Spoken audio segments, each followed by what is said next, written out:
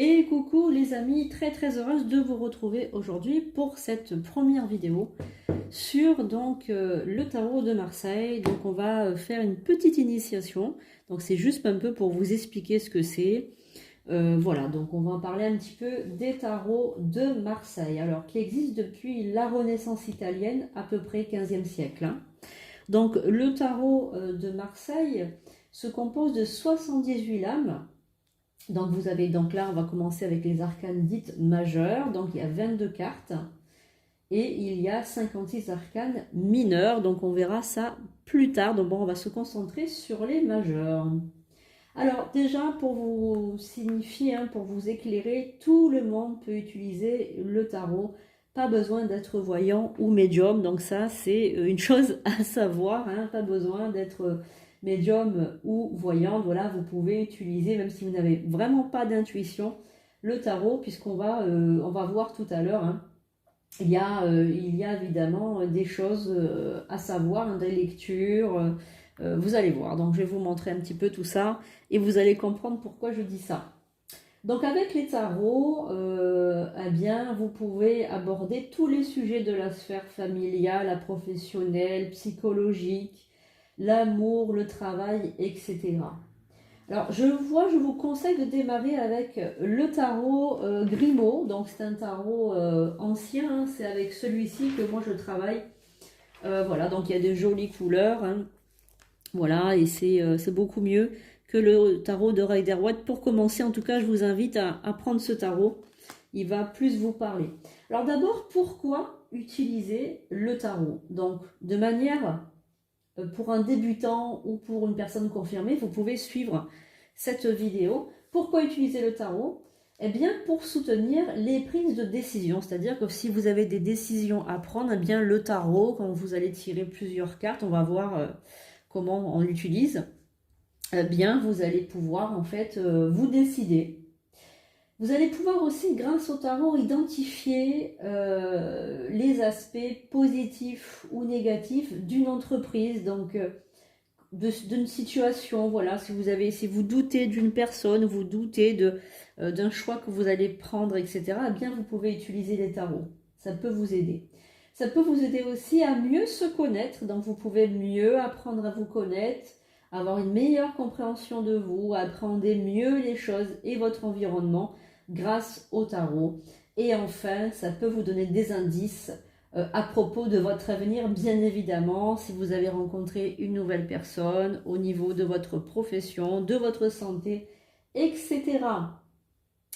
Donc d'abord, on va parler de comment on peut se mettre en condition pour utiliser le tarot.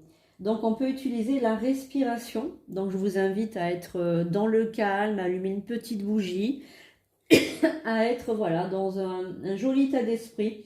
Vous n'avez pas besoin de vous mettre dans des postures méditatives, etc. Mais au moins, voilà, que vous soyez quand même détendu. Ne faites pas ça si vous êtes énervé ou en colère ou si vous avez des énergies basses. On le sent de toute façon que voilà, c'est pas la journée pour faire les oracles ni les tarots. Voilà, donc écoutez-vous tout simplement. Voilà, vous installez confortablement et puis vous simplement vous concentrez sur les choses que vous allez demander, etc. Alors, je vous invite aussi à consacrer votre jeu s'il est nouveau, s'il est tout neuf, si vous venez de vous le procurer. Donc, vous allez voir la vidéo que j'ai faite sur la consécration des tarots. Donc c'est comme ça qu'il faut faire, parce que effectivement il y a voilà, il peut y avoir des aspects négatifs, que votre jeu soit neuf ou d'occasion. Donc je vous invite à aller le consacrer puis à reprendre cette vidéo. Donc je vais vous montrer déjà les arcanes dites, on va dire, majeures. Donc il y en a 22. Donc on va commencer à les regarder un petit peu. Donc vous pouvez battre les cartes, même simplement pour imprégner vos énergies. Voilà, donc cette façon-là. Voilà, merci à mon guide de me révéler, de m'aider à révéler les vérités sur le futur. Donc si vous vous concentrez sur votre futur, merci de répondre à ma question favorablement. Donc vous pouvez aussi dire ça. Merci de répondre à ma question favorablement. Donc là, je vous donne simplement la marche à suivre. Hein. Après, évidemment, là, on ne va pas faire un jeu aujourd'hui. Hein. Je vais vous montrer un petit peu comment on peut lire les tarots et comment on peut les aborder. On va voir un petit peu ensemble. Allez, on va commencer par utiliser, on va prendre, allez, peut-être 5 lames de tarot. On va regarder un petit peu. Alors, on va prendre donc le battleur. Voilà, en tout cas, je suis très très contente, les amis, de vous faire cette vidéo aujourd'hui. Je sais que j'ai beaucoup de personnes qui me demandaient de faire des vidéos de cette forme-là. Et franchement, je suis très très heureuse de faire ça pour vous. Voilà. Allez, on se met dans de bonnes conditions, les amis, pour lire un petit peu tout ça. Voilà, on va prendre une autre carte. Allez, on va commencer par ces cartes-là. Voilà. Alors, je vais vous dire un petit peu ce que j'ai choisi pour vous, pour les amis, pour regarder un petit peu ces cartes. Alors, on va commencer par le battleur. Donc, vous allez prendre déjà la carte. Donc, si vous avez des cartes chez vous, n'hésitez pas à la prendre. Donc, peut-être que ça diffère un petit peu au niveau des couleurs. Si vous avez donc le jeu traditionnel, voilà, de Grimaud ou un autre jeu, donc vous pouvez l'utiliser. Sinon, voilà, vous concentrez sur le battleur. Voilà, donc vous allez le regarder d'abord, regarder l'arcane de manière objective. Regardez un petit peu tout ce qui concerne cette carte, tout ce que fait donc cet individu avec cette table. Donc, en fait, vous voyez que cette personne est un homme plutôt jeune. Il est plutôt, on va dire, travailleur, hein, puisqu'il tient, on voit qu'il y a un établi devant lui. Il tient un verre ou une coupe à la main. Voilà, donc on peut dire aussi qu'au niveau des relations, du relationnel, c'est un homme qui travaille, puisque on voit qu'il est en train de travailler. On peut dire donc que c'est une carte qui a trait aux relations de travail, aux relations à l'extérieur. Ça peut aussi représenter un jeune homme, tout simplement. Il faut voir les cartes qu'il y a à côté en fait. Hein. En tout cas, ça relève du travail, de l'acharnement au travail, du courage, de la force, etc.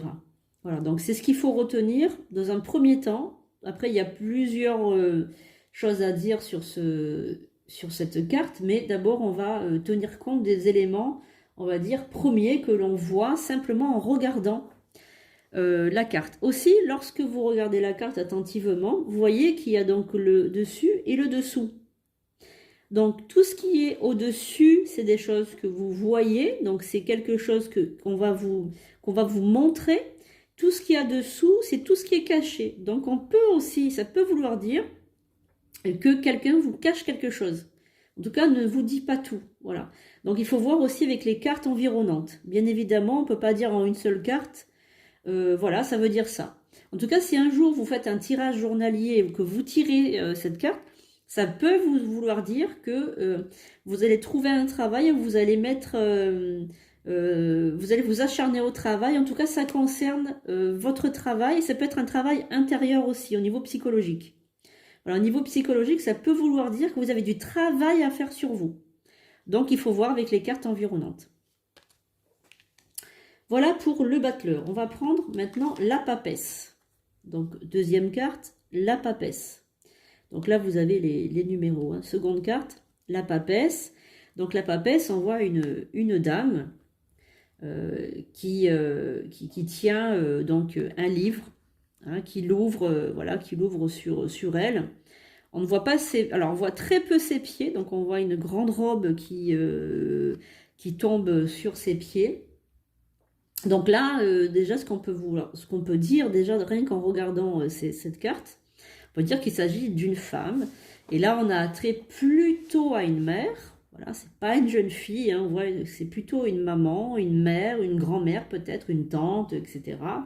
En tout cas, ça a un aspect plutôt positif, puisque l'ambiance est sereine, on ne sent pas d'ambiance lourde, on sent plutôt un habit plutôt royaliste, hein, un petit peu, avec des attraits comme ça, avec une couronne, donc une personne avec une couronne sur la tête, un regard plutôt franc, un habillement plutôt luxueux, etc.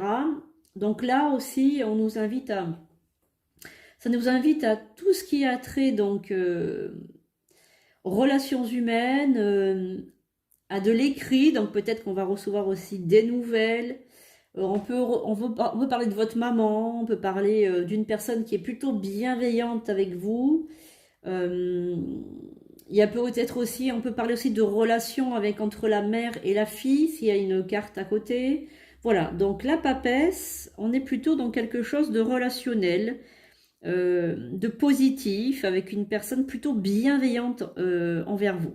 Donc au niveau des couleurs, on est dans des couleurs chaudes aussi. Là, on a du jaune, on a plutôt du rouge, donc qui n'est pas... On a un peu une couleur froide ici au niveau du bleu, mais ça peut représenter aussi le ciel. Donc là aussi, on peut se dire, avec cet arcane, on peut se dire aussi que cette personne, regardez, entourée de bleu comme ça, peut-être que ça représente aussi quelqu'un d'élevé pour vous. Quelqu'un qui a de l'importance, une maman peut-être, une patronne, quelqu'un qui est haut placé, peut-être une star que vous aimez, peut-être la Vierge Marie, peut-être une symbolique très spirituelle. Voilà. Donc, moi, voilà ce que je vois par rapport à la papesse. Il y a d'autres, bien évidemment, d'autres aspects que l'on verra plus tard. Là, c'est une présentation. C'est simplement pour vous indiquer, voilà, simplement en regardant les cartes avec objectivité, en se laissant tous les champs des possibles. Voilà, donc on laisse tout ça. Hein. Allez, maintenant, on va prendre la carte de l'empereur.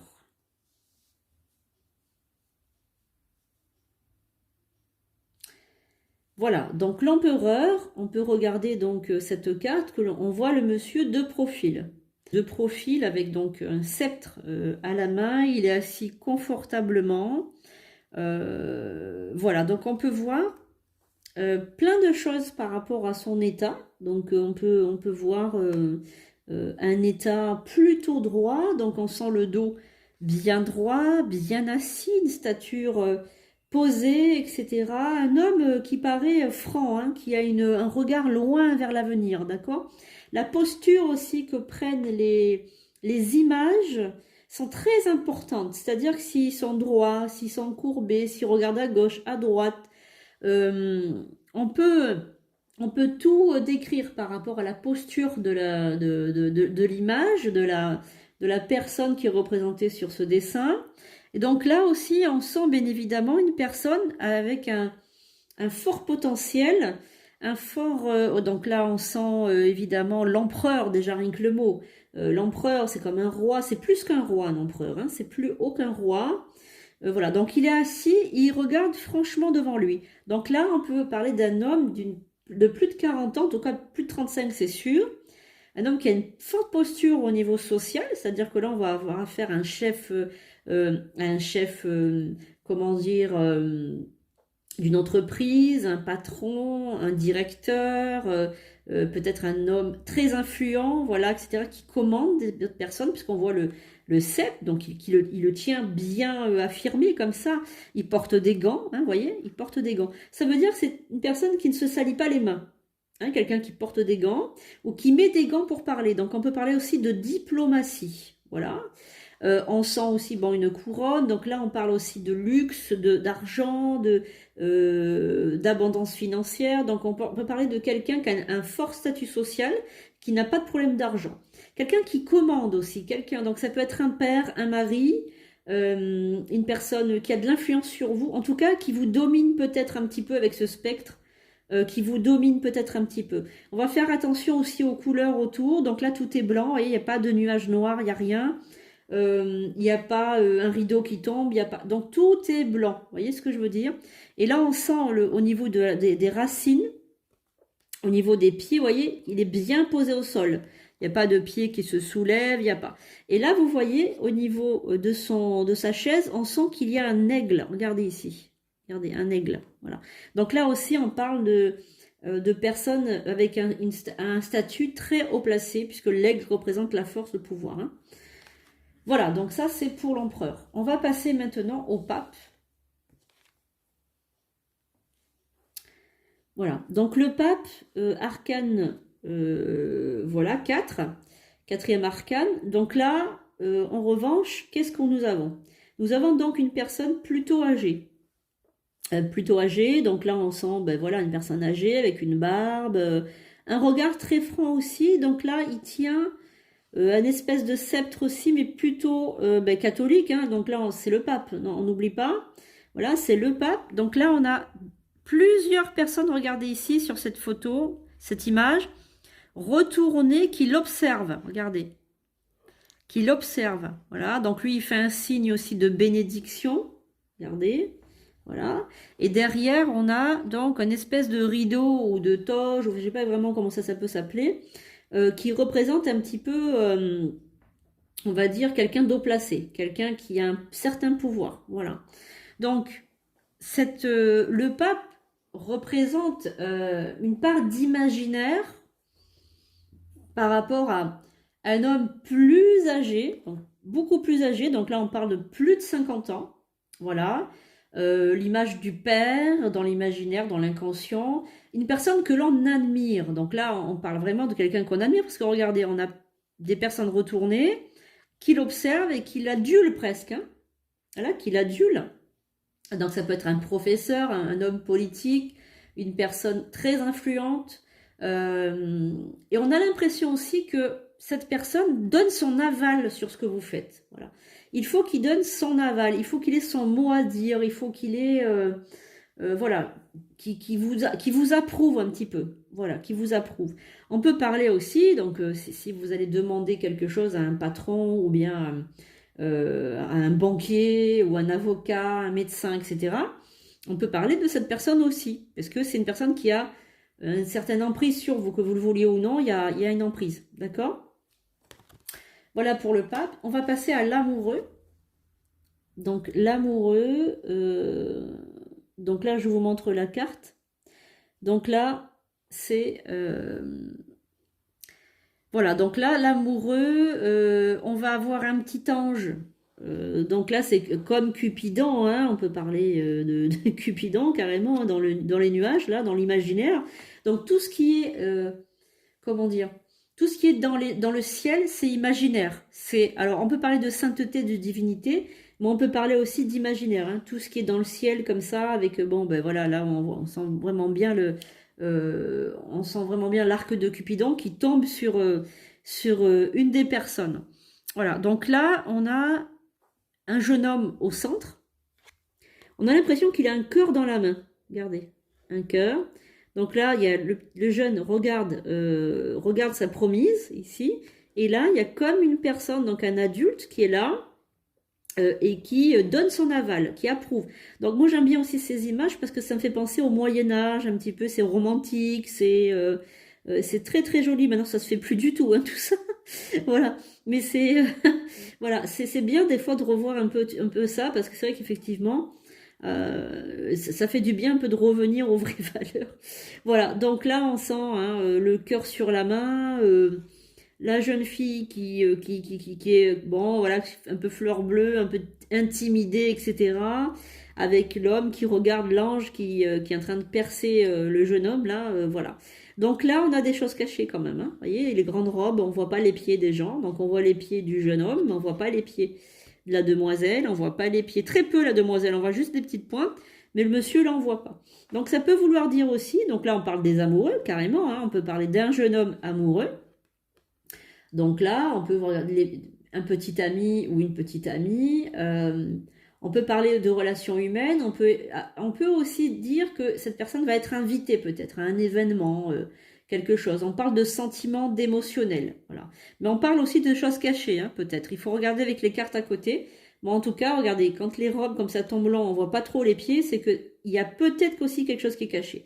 En tout cas, regardez, au niveau du ciel, donc on a ce Cupidon, mais on a du gris quand même autour là. On a quand même du nuage gris. Et on a aussi le soleil derrière. Regardez, on a des rayons du soleil derrière qui traversent. Donc ça veut vouloir dire aussi que après la pluie, le beau temps. Donc si on a peut-être si ça veut affaire à une jeune fille qui vient vous voir pour ça et qui a eu des déceptions sentimentales, ça peut vouloir dire aussi que maintenant le ciel va enfin s'éclairer pour elle. Voilà ce qu'on peut dire sur cette carte. Allez, on va en prendre d'autres cartes. Donc on va voir un petit peu. En tout cas, j'espère que ça vous plaît. L'interprétation, voilà, elle est peut-être pas comme vous avez l'habitude de voir, mais en tout cas, moi, c'est comme ça que je lis. Et j'aime bien parce que ça change un petit peu. C'est pas toujours évident de lire les arcanes comme ça. Il faut avoir des interprétations différentes. Et c'est voilà, c'est sympa. Alors, on va prendre maintenant les autres cartes. Alors, on va prendre donc le chariot, la justice, on va prendre l'ermite, la roue de fortune. Alors, la roue de fortune, où est-elle? Donc, excusez-moi, je cherche, voilà. Et on va prendre aussi la force. On prend au fur et à mesure des arcanes, évidemment. Allez, bon, n'hésitez pas à noter tout ça hein, si vous êtes intéressé pour vous former. Donc après, il y aura d'autres vidéos qui viendront donc en amont par faire en fait cette formation. Voilà, donc après, c'est sûr que c'est intéressant comme ça de se former pour vous à titre personnel ou pour faire carrément votre métier en devenant tarologue, pourquoi pas? On peut toujours imaginer. Si vous voulez avoir une formation plus complète, n'hésitez pas à prendre rendez-vous avec moi. Alors, le chariot. Donc, le chariot, donc là, donc je vous montre bien la carte. On a un jeune homme. Donc là, on a un jeune homme. Donc là, vous voyez, c'est très moyenâgeux. Hein. Donc, c'est un cavalier, on le voit. Là, il est là sur son char. Donc, le char est très orné, hein, de très bel ornement, très belle parure. Donc, on a un monsieur qui tient une espèce de glaive, hein, si je ne m'abuse, ou une épée. Voilà, donc il est couronné. Et donc, il est tiré par 2 chevaux. Voilà. Donc là, effectivement, on voit les chevaux. Ils sont très beaux d'ailleurs. Ils sont très raffinés. Voilà. On a aussi, regardez, une couronne de laurier au centre qui représente aussi le triomphe. Hein, voilà, le triomphe. Donc, on a pratiquement un empereur romain, hein, si on regarde bien, un consul.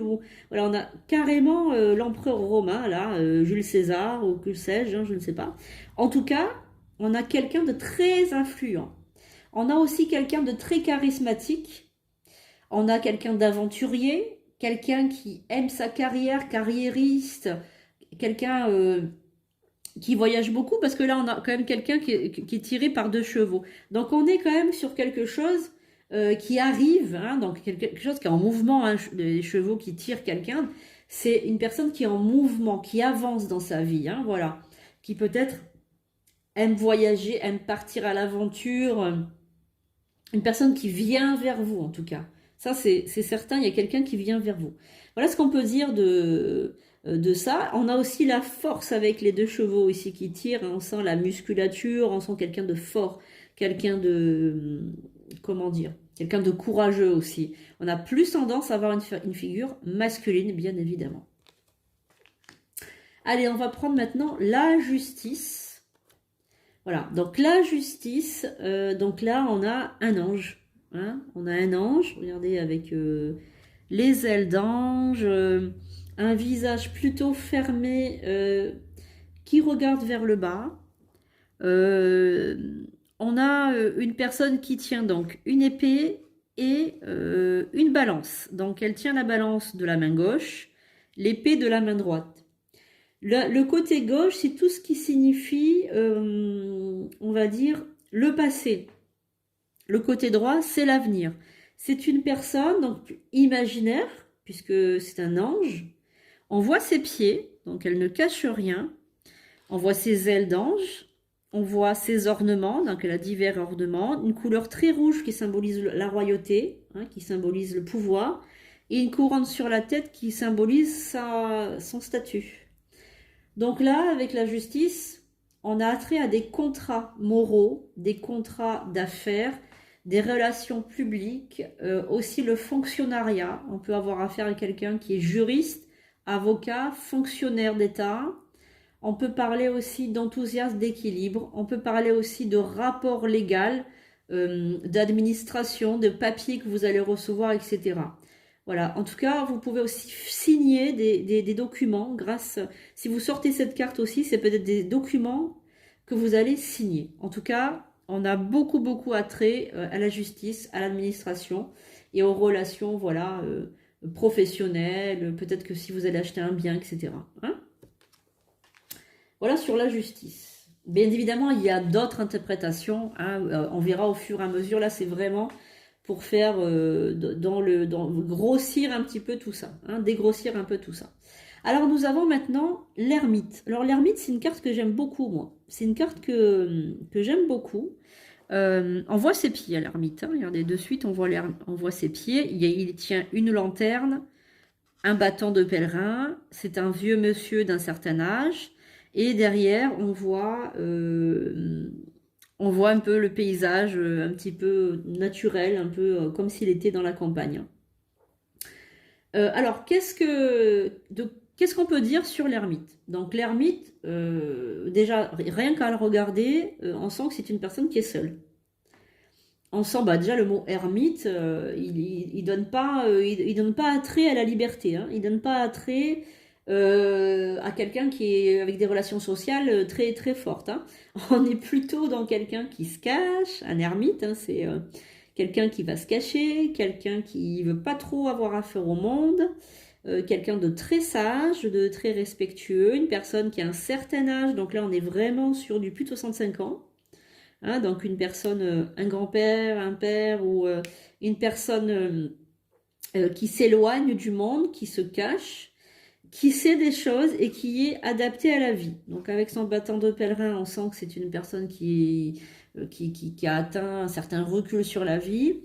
Avec sa lanterne, c'est-à-dire qu'il peut traverser même les ténèbres, il aura toujours sa propre lumière. Donc il représente aussi la lumière intérieure. Voilà. Donc là, on va avoir affaire, d'un point de vue professionnel, à quelqu'un qui est en fin de carrière. Alors, quelqu'un qui a fait sa vie, qui a fait son temps. C'est pas quelqu'un qui recherche à travailler, c'est pas quelqu'un qui recherche une relation sentimentale. C'est pas quelqu'un qui qui va parler, qui va dévoiler ses sentiments. C'est quelqu'un qui va garder les choses. Donc ça peut vouloir aussi, ça peut parler de quelqu'un de jeune, hein, mais alors si c'est quelqu'un de jeune, ça veut dire qu'il est peut-être discret, une personne discrète, une personne qui va garder ses sentiments, qui va pas les dévoiler. Voilà, donc c'est un peu embêtant, quoi. C'est quelqu'un de jeune qui a cette carte, parce que ça veut dire que c'est pas quelqu'un qui va aller vers les autres. Voilà, c'est quelqu'un qui est renfermé, qui est un peu introverti. Voilà, l'ermite, ça signifie ça. En tout cas, c'est quelqu'un de franc, puisqu'on voit ses pieds, on voit tout, on sait voilà, on sait des choses sur lui. On va passer maintenant à la roue de fortune. Donc la roue de fortune, qui est une très très belle carte, hein, qui est plutôt une carte orientée positive, hein, c'est pas une carte négative. Elle signifie que la roue tourne, hein, donc moi c'est comme ça que je l'interprète. Il y a plusieurs symboles dans cette carte. Après, des fois, les symboles peuvent diverger d'un jeu à l'autre, hein. Mais voilà, il faut déjà prendre les choses comme elles sont déjà d'entrée. Donc, on a une grande roue. Voilà, une grande roue. On a ici une coupe avec de la fumée, et du feu et de la fumée. On a un paysage plutôt clair, avec un paysage, on va dire, plutôt campagne autour, avec du vert par terre. Et on a donc un chien qui est là sur le côté, et puis cet ange qui est là et qui soulève son espèce de spectre. Donc là, on parle de la divinité, donc de l'univers, de la divinité, de l'ange, etc., qui est là pour faire tourner la roue. C'est-à-dire qu'on a peut-être des hauts et des bas dans la vie.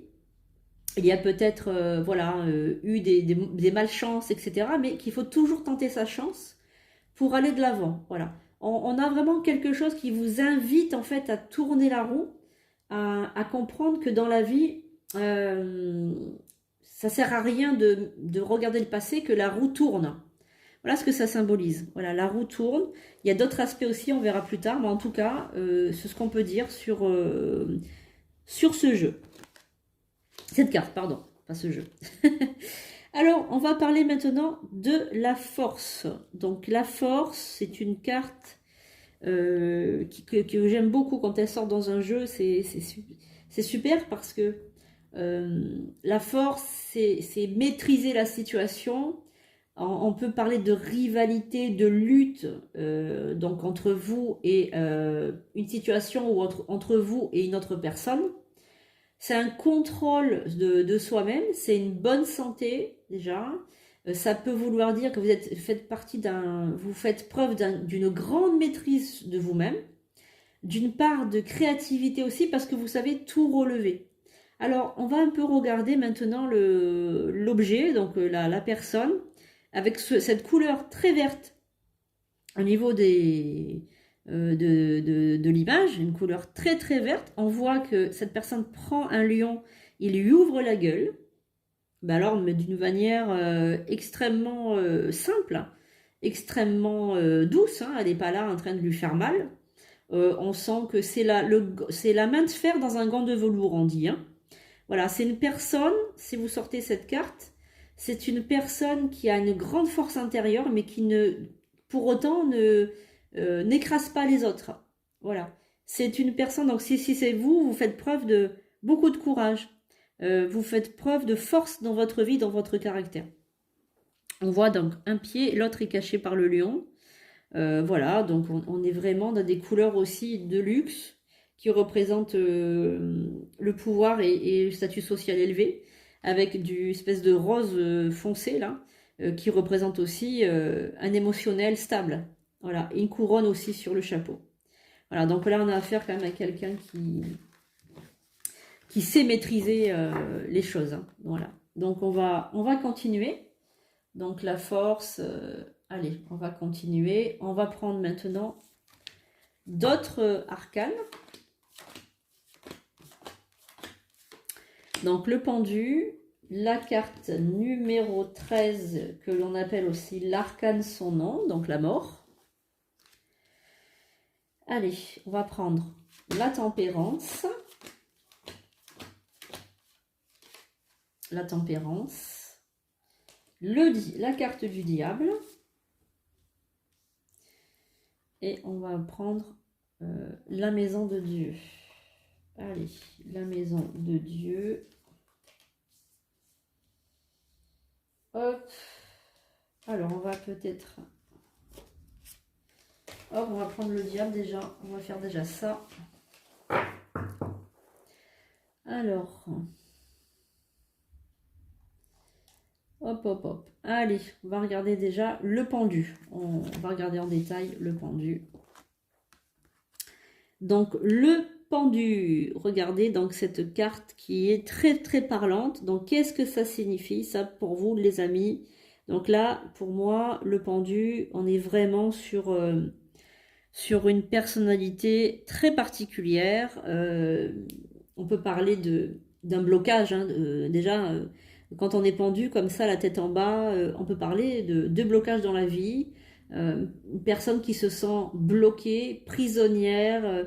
On peut parler d'une personne qui est dans une très mauvaise posture, mais qui ne s'inquiète pas pour autant, puisque regardez, tout en étant pendu, avec un pied en plus, hein, avec un seul pied, on n'a pas l'impression que cette personne, quand on regarde le visage, qu'elle est trop étonnée d'être pendue et on voit pas ses mains d'ailleurs, elles sont cachées derrière son dos et on sent pas en fait comment dire, on sent pas que cette personne est comment dirais-je inquiète. Voilà, il n'y a pas d'inquiétude qui se lit sur son visage.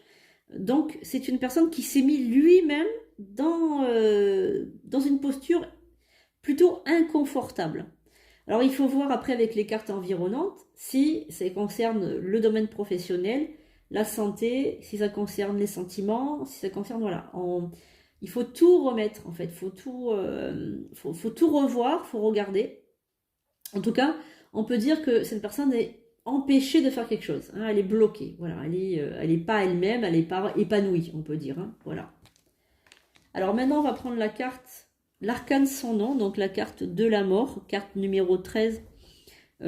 Donc là, si on regarde bien au niveau de l'image, c'est impressionnant. Hein, on a donc ce squelette qui tient une espèce de bâton, voilà, et qui marche. Alors c'est une faux, pardon, excusez-moi. C'est une faux, hein, parce que regardez là, je voyais pas bien parce qu'il y a du vert sur du bleu.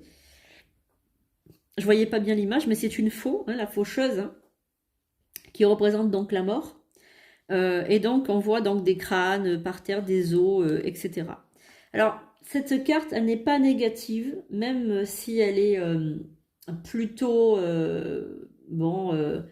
forcément, hein, quand on regarde ça, on n'est pas très enthousiaste, mais ça ne veut pas forcément dire que c'est la mort, ça veut pouvoir dire que c'est un renouveau, un renouvellement.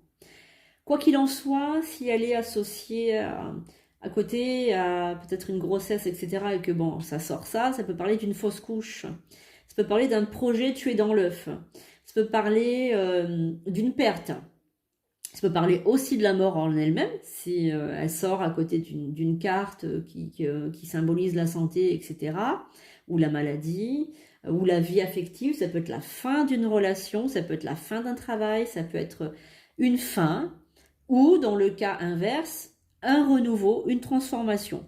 Voilà, mais bon, ça peut vouloir dire aussi le côté négatif, en fait, de la mort toute seule, hein, voilà. Il faut regarder les cartes environnantes, bien évidemment. Après, c'est vrai que on a tendance à dire que c'est aussi un renouvellement de soi-même, ça peut être aussi une renaissance. Voilà.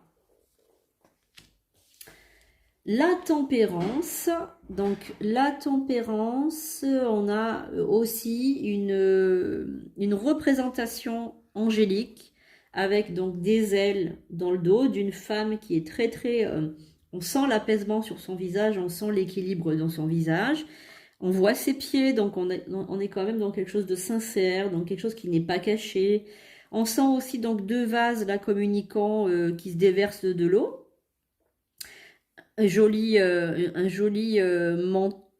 jolie parure avec donc une robe très longue avec donc cette espèce de toge là comme ça. Voilà, donc on est dans quelque chose de plutôt tempéré, c'est la maîtrise de soi-même, c'est du bien-être, c'est aussi la communication fluide entre deux personnes, puisqu'il y a une fluidité là avec les vases qui communiquent, un projet qui voit le jour, une attirance aussi entre deux personnes, ça peut être aussi une attirance. Voilà, donc en tout cas on est dans quelque chose de plutôt sympathique, plutôt positif. La carte du diable, donc pour continuer dans le sombre. Voilà. Donc l'arcane du diable, bon là, effectivement, quand on voit cette carte, on n'est pas rassuré, hein, on n'est pas, voilà. Donc on a deux petits diables autour du diable, voilà, qui est là bien en statue, bien posé. Donc le diable qui est maintenu en hauteur par ces deux petits démons là, voilà, donc il est soulevé comme ça. Et le diable qui tient des espèces d'objets de torture ou de flambeaux, je sais pas, c'est un peu bizarre. Donc le diable qui est représenté comme un ange à l'envers, hein, comme un démon avec des ailes démoniaques, des cornes, etc. Bon, on lui voit le torse, on lui voit un petit peu les poils, on lui voit les pieds, mais des pieds tout déformés, des grands orteils comme ça, donc c'est pas très très beau. Et avec regardez les démons là, ils ont des pieds, on dirait des pieds d'aigle comme ça, des cerfs, enfin c'est très très très très moche. Donc le diable, c'est tout ce qui est addictif, tout ce qui est sexuel, tout ce qui est pouvoir matériel, jalousie, on a des troubles de la personnalité. Bon, et on ne donne pas la vraie image que l'on a aussi en public, hein.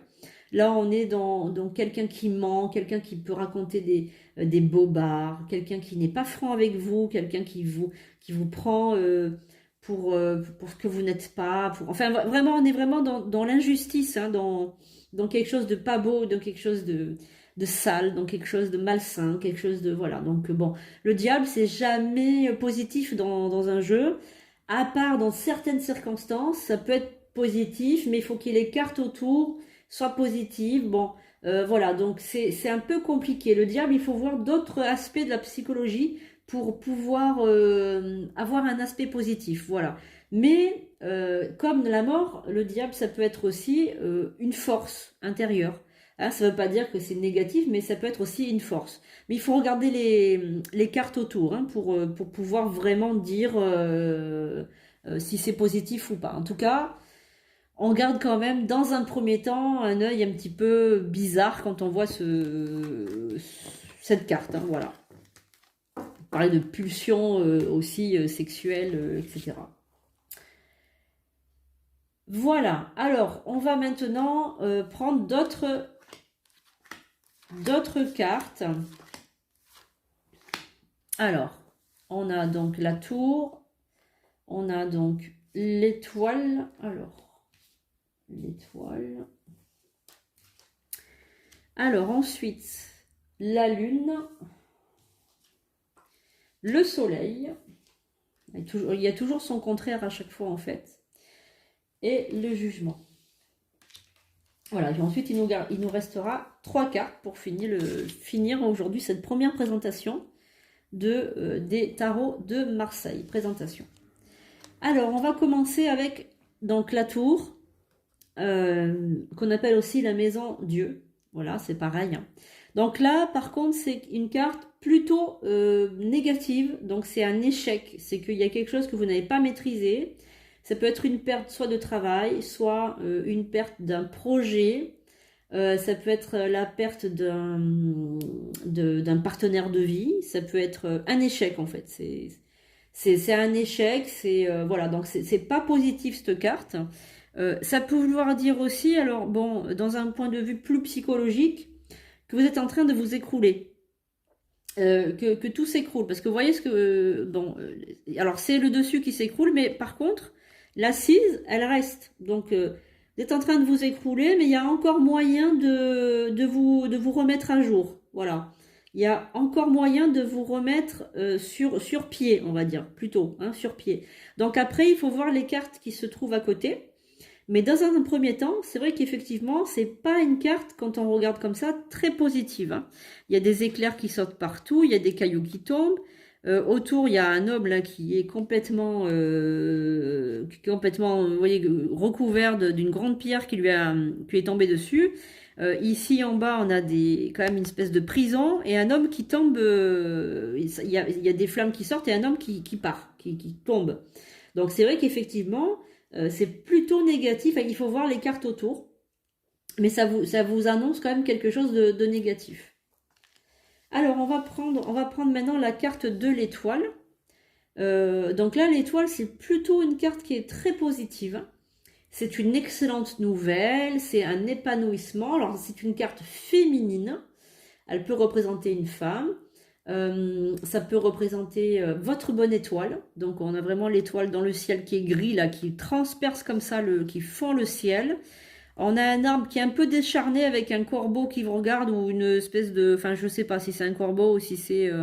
Il y a un oiseau là qui est un peu lugubre qui vous regarde, mais malgré tout, tout est fluide. Regardez, vous versez comme ça de l'eau dans la rivière et vous êtes nu. Donc c'est une personne qui est nue, c'est-à-dire une personne qui est vraie, une personne qui est sincère, une personne qui se montre dans sa vraie, on va dire, dans sa vraie personnalité, hein, voilà. Donc, le ciel est un peu grisonnant derrière, il y a voilà, c'est un peu brouillon, mais vous êtes là, vous êtes épanoui, vous êtes plutôt intuitive, intelligente, voilà, on est vraiment dans quelque chose d'épanouissant, l'étoile. Hein. On est dans la protection aussi divine, puisque l'étoile, c'est votre bonne étoile, c'est le guide, c'est les divinités qui vous observent et qui vous regardent. Alors maintenant, on va prendre la lune. Donc la lune, c'est une carte qui peut être soit positive, soit négative. Il faut voir les cartes autour. Parce que ça peut représenter la médiumité, comme ça peut représenter la magie noire. Ça peut représenter tout ce qui est occulte, tout ce qui est enfoui. L'écrevisse, c'est souvent représenté par l'inconscient. L'inconscient, vous savez ce que c'est, l'inconscient de Freud. Voilà. Donc là, au niveau du paysage, on a donc une rivière, une écrevisse qui peut représenter tout ce qui se cache à l'intérieur. La lune qui est là avec son visage, on voit les nuages autour.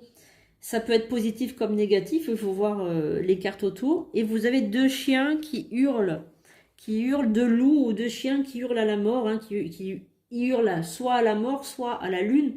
Il faut voir, il y a deux aspects. Ça peut être un aspect positif comme négatif. En règle générale, c'est plutôt un aspect féminin. Ça peut parler aussi de fécondité ou de fertilité par rapport à la lune qui représente des fois la fécondité et la grossesse. Ça peut représenter aussi le foyer de la personne. Ça peut représenter l'illusion. Donc ça peut aussi représenter une grande illusion, quelqu'un qui vous ment, quelqu'un qui, voilà, qui se moque de vous, quelqu'un qui... Et puis ça peut représenter aussi tout ce qui est magique, tout ce qui a trait à la magie. Voilà. Donc il y a double tranchant, il faut voir. Hein, il faut voir. Et tout ce qui est caché, tout ce qui est obscur, tout ce qui est inconscient. Alors, on a d'abord le jugement, pardon. Donc, on va prendre le jugement, annonce, comme vous voyez avec les trompettes, une grande annonce. Voilà, donc là, on en prend plein la tête. Hein, regardez cette trompette qui, voilà, qui s'agite au-dessus des personnes là, qui sont là, donc complètement nues. Ils reçoivent la bonne nouvelle. On a l'impression qu'ils reçoivent aussi soit la bonne nouvelle, soit une grande nouvelle qu'ils n'attendaient pas peut-être. Hein, parce que là, on nous annonce quelque chose. Alors l'annonciateur, c'est l'ange Gabriel qui annonce. Voilà, donc on a carrément l'ange Gabriel qui est là avec tous les attraits de l'ange, les ailes. Il a aussi une auréole. Enfin bref, on voit vraiment l'ange qui annonce une nouvelle à ces personnes qui sont là, dévêtues complètement. Donc on parle de personnes qui sont plutôt sincères, hein, quand les gens sont dévêtus comme ça, c'est qu'ils laissent, comment dire, la nature faire, en fait. Ils sont dans leur vraie nature, dans leur vrai eux, en fait. Donc ça peut annoncer une grossesse, ça peut annoncer un mariage, ça peut annoncer une naissance d'une fille peut-être. Ça peut annoncer l'arrivée d'une femme en politique, l'arrivée de quelqu'un qui va tout déconstruire pour reconstruire. Ça annonce quelque chose, il faut voir les cartes qui sont à côté. En tout cas, il y a une annonce. Voilà, donc on va prendre maintenant les dernières cartes pour finir ces 22 arcanes. Donc majeurs, puis après on verra les mineurs, et puis on fera aussi donc, comment on tire les cartes, comment on les lit, comment on les interprète, etc. On verra tout ça. Donc on va voir, vous, ce que vous avez envie de faire après avec cette notion. Alors l'impératrice, on va voir un peu tout ça. Alors on a donc le monde, le fou, le mât et l'impératrice. Donc là l'impératrice, ça devait être au début, je l'ai mise à la fin. Bon, c'est pas très grave, on s'en fiche. on va finir comme ça le jeu de toute façon. Après, vous pouvez le lire comme vous voulez. Hein. Allez, on y va. Donc, le monde, ça nous relie au monde. Ça nous relie en fait à notre... ça nous relie à tout ce qui est autour de nous. Ça nous relie au travail. Ça nous relie... à nos parents, ça nous relie à nos amis, ça nous relie... c'est plutôt une carte plutôt féminine. Ça nous relie à tout ce qui a trait à la profession, la famille, les amis, le monde, hein, tout simplement, le monde, voilà. Donc, la carte du monde, elle est plutôt positive. C'est quelque chose de positif, hein, c'est quelque chose de... C'est simplement une reliance à tout ce qui est autour de nous. Voilà. Donc après, je vous invite à regarder les cartes qui sont autour pour y voir un peu plus clair en fait. C'est plutôt une carte féminine, comme je viens de vous dire, avec une belle couronne de laurier, comme ça, qui représente le triomphe. Et plein d'animaux, là, en bas, vous voyez, il y a plein d'animaux. Il y a aussi un ange, il y a aussi une espèce d'oiseau, une femme qui se cache ses attributs. Mais elle est dévêtue, cette femme. Voilà. Elle est dévêtue et elle est plutôt positive, hein. Donc celle-ci, le mât, donc c'est le fou, hein, il n'a pas de numéro, voilà. Donc c'est plutôt une personne qui est, on va dire, qui est donc jeune, plutôt une personne, on va dire, qui travaille, donc qui est en action parce qu'il avance. Il a un bâton qui tient à sa main. Il a une espèce de bâton avec un baluchon, hein, voilà. Donc on est toujours dans des épisodes un peu moyenâgeux. Chapeau, il regarde vers le haut et il a un chien qui lui tire comme ça ses vêtements. Donc là, bon, c'est le fou. Donc ça représente quelqu'un qui prend pas ses responsabilités. C'est quelqu'un qui avance mais sans regarder devant lui parce que regarde, il regarde en l'air. Il regarde pas devant lui.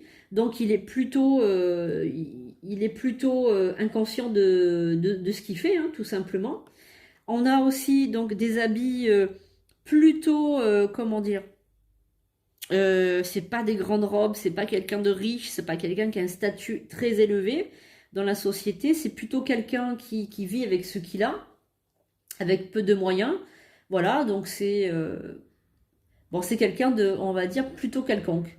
Voilà, c'est plutôt quelqu'un de quelconque, quelqu'un que vous pouvez voir n'importe où, voilà, avec peut-être, comment dirais-je, une vie un peu dissolue ou un peu fou. De toute façon, c'est quelqu'un que le mât, c'est le fou, hein. C'est voilà, donc on peut dire ça.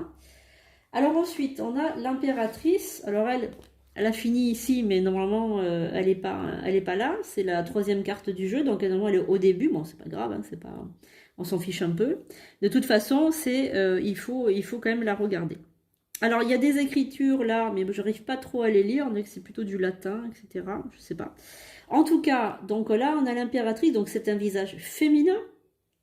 Donc là, vous voyez derrière elle, il y a des empreintes de richesse, de royauté, hein. Donc bon, c'est une impératrice, forcément, c'est pas n'importe qui, hein. Voilà. Donc on a des sceptres, on a aussi un bouclier, on a donc vraiment des habits très luxueux, on voit pas les pieds. Elle regarde sur le côté, donc là on n'est pas dans quelqu'un de franc. On n'est pas dans une personnalité franche. On est dans quelqu'un qui ment peut-être, qui raconte pas ce qu'elle pense. Voilà, on est vraiment dans pas quelqu'un qui est franche, hein. Voilà, regardez, elle regarde pas en face, d'accord. Donc ça peut quand même parler de quelqu'un qui est jalouse. On a de quelqu'un plus de 45 ans. C'est une personne qui est posée dans la vie, quelqu'un qui est riche, quelqu'un qui a un statut social élevé et quelqu'un dont vous devez vous méfier quand même, hein. Voilà. Après, il faut voir les cartes qu'il y a autour, mais on n'est pas dans quelqu'un, comment dire, on n'est pas dans quelqu'un de vraiment franc puisqu'elle ne vous regarde pas en face, d'accord. Voilà, donc elle cache ses pieds aussi, donc on voit. Et elle est assise en espèce de trône, d'accord. Donc quelqu'un qui se prend peut-être un peu supérieur aux autres. On peut penser ça aussi, qui se prend pour quelqu'un de supérieur, voilà. Après, il faut voir, voilà, il faut voir les cartes aux alentours, faut recouvrir, voilà. Donc on a plusieurs façons de faire le tirage, mais on peut dire déjà dans un premier temps que en analysant cette carte, on a quelqu'un qui n'est pas peut-être franc. Voilà. Donc voilà, c'est une vidéo un petit peu longue, mais bon, on est obligé de toute façon de passer par là quand on veut vraiment connaître les arcanes majeurs, voilà. Donc après, on continuera sur la lancée, on va faire les arcanes mineurs, on regardera aussi voilà, les aspects psychologiques, le langage des oiseaux, on regardera le tarot analytique, on regardera un petit peu tout ça, hein, voilà. Donc pour que vous puissiez faire donc chez vous des consultations déjà personnelles pour vous et peut-être pour vos amis, voilà, pour en savoir un petit peu plus dessus. En tout cas, c'est un tarot, voilà, qui va peut-être vous aider à avancer dans votre vie. On peut y voir aussi peut-être quelque chose de divinatoire pour le futur. En tout cas, voilà, ça peut vous aider. Donc, je serais ravie de vous faire cette vidéo et de continuer à vous enseigner. Merci beaucoup les amis de m'avoir suivi. N'oubliez pas de partager autour de vous et de liker cette vidéo. À bientôt.